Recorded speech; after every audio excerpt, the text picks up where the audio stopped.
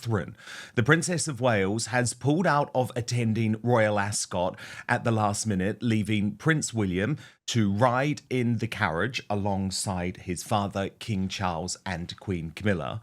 The briefing to the Royal Rota is that this was a decision made because the Princess of Wales needs to balance things after her cancer recovery. But Brittany from the Royal News Network, is this something that we should be concerned about, given that very often we learn about royal health matters based on appearances or non-appearances at public events?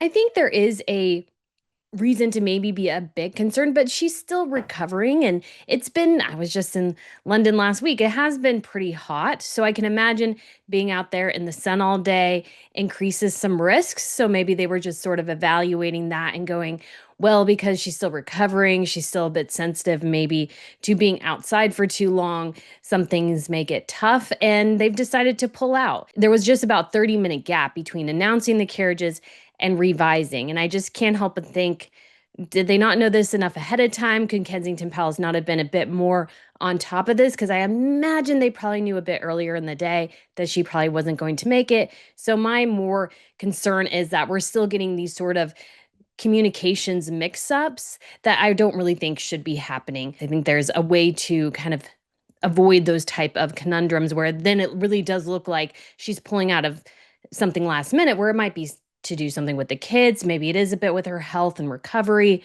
We're not sure, but there are ways, I think, to avoid this communications mishap that avoids talk about Catherine's health. There was some consternation because apparently it was actually Royal Ascot that had released the order of the carriages, which initially showed William and Catherine in the second carriage. And of course, he's now going to be in the first. And people are saying, well, it was never actually confirmed that she was going to be there, but we did know. That's the thing.